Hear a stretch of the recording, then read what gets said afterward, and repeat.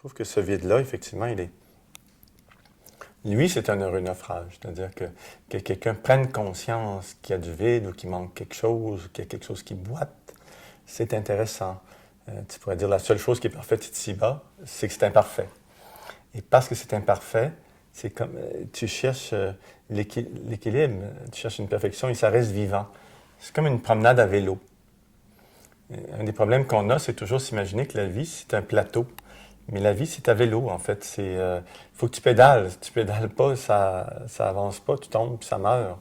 Donc, et l'équilibre à vélo, il existe parce qu'il y a une certaine vitesse, il y a une certaine force qui est appliquée.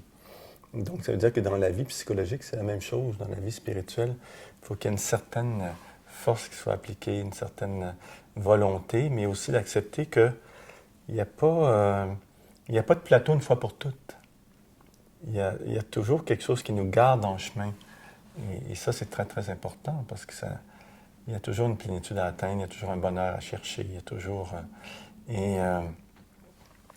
Et là-dedans, bien sûr, il y a différentes étapes. Je veux dire, quand tu es plus jeune, ce bonheur-là, il est à l'extérieur de toi. C'est peut-être te marier, avoir des enfants, faire ta carrière et tout ça. Les objectifs sont très à l'extérieur, mais à mesure que les gens vieillissent, autour de la quarantaine, la quête s'intériorise, en fait. Et elle devient plus une quête d'état intérieur. Tu te rends compte qu'au fond, peu importe ce que tu réalises dans ta vie, si toi, tu es malheureux intérieurement, si tu as des états intérieurs de tristesse, si tu es toujours marabout en te levant le matin, tu es toujours bougon, ces états-là te disent, eux, il y a quelque chose qui ne va pas, il y a quelque chose qui ne fonctionne pas. Et l'écoute de ces états-là va faire en sorte que tu peux te réorienter vers des nouvelles perspectives intérieures, des nouveaux états intérieurs. Et je pense que cette quête-là, en soi, elle est infinie, là. Je trouve ça important parce que effectivement, on ne peut pas être à côté de soi sans le savoir. Ça se peut pas. On est super bien fait. Le baromètre, il marche. On a un baromètre intérieur qui nous dit, effectivement, par nos états intérieurs, qu'on est toujours renseigné. On ne peut pas se compter tant d'histoires que ça. On peut s'en compter longtemps, puis se dire qu'on est heureux dans la frénésie, dans nos réalisations, puis tout ça.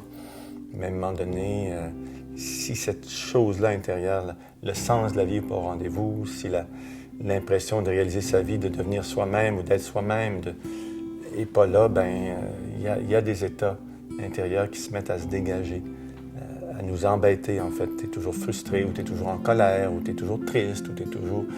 Et ça, c'est important, parce que ça te dit, OK, là, il y a quelque chose qui ne va vraiment pas. Il faut que je me mette à l'écoute de ça. Et c'est ça qu'on va faire en psychologie, en fait. On va en analyse, on va se mettre à l'écoute avec la personne de ses états intérieurs et comment ils se traduisent en rêve, en fantasme, en accident qui lui arrive, toutes sortes de choses. Donc, on va se mettre à l'écoute vraiment de son intériorité, en fait.